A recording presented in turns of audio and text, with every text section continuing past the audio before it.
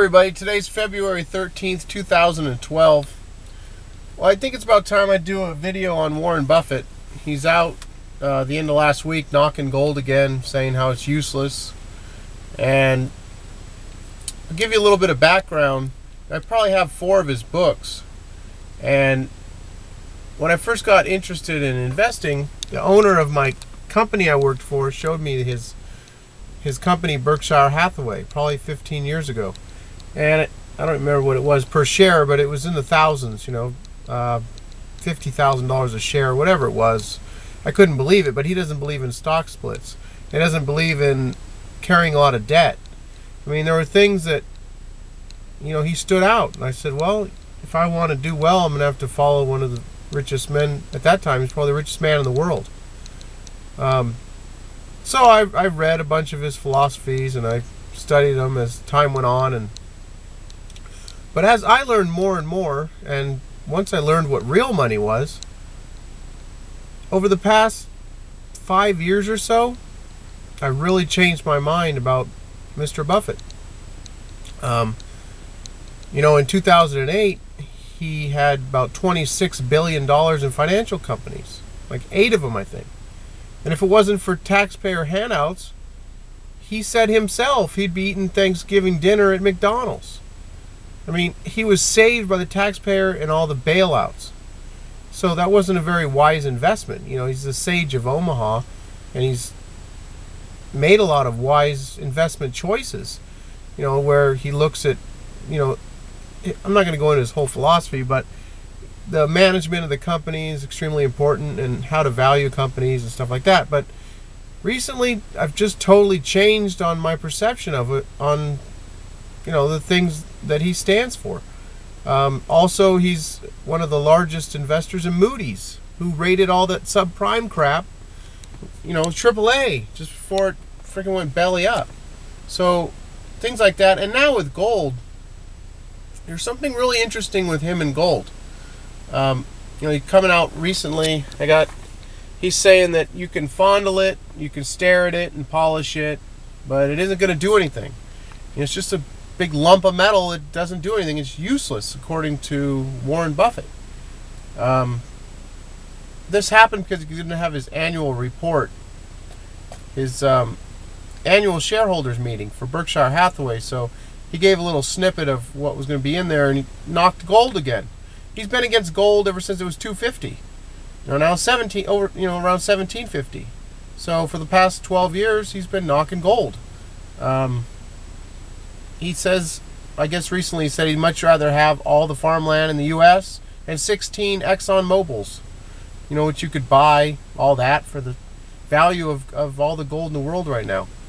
I mean, you can't even, it's impossible to have 16 Exxon Mobils. So that's not a very good analogy, but whatever. I mean, he doesn't understand what real money is.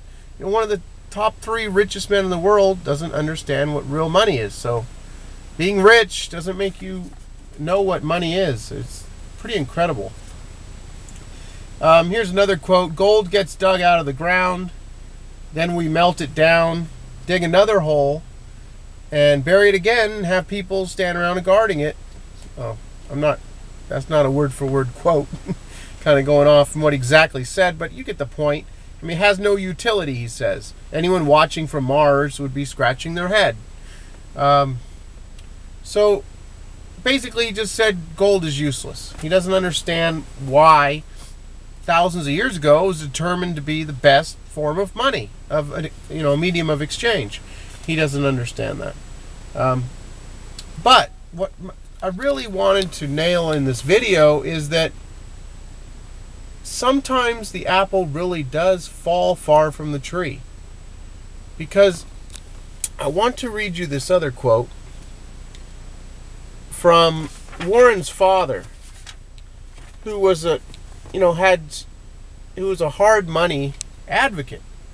And Warren even said that at the dinner table, he'd for a long time heard his dad's conservative economic views.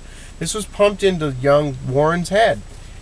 His dad was a congressman from Nebraska, and one quote is all you need to hear from his father to understand where he stood and what he stood for.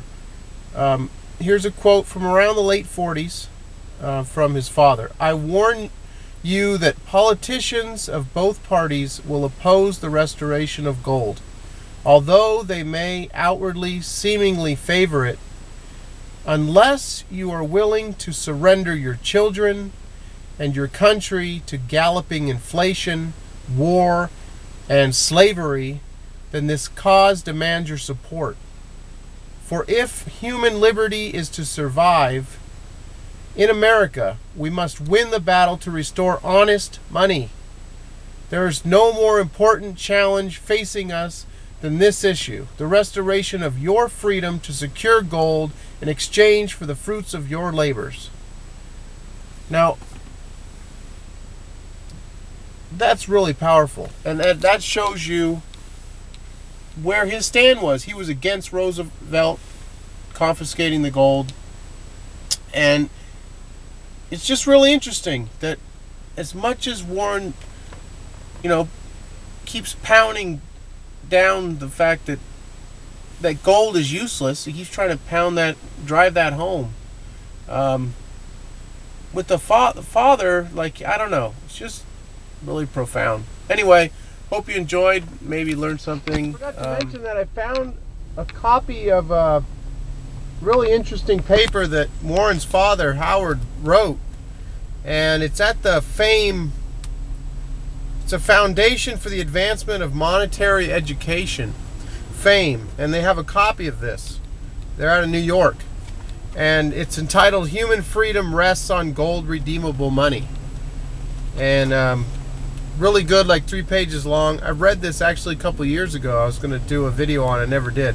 I'll link this on Moneybags World, and you can go there and check this out if you're interested in Warren's father's points of view on different things as far as like paper money and hard money system and everything.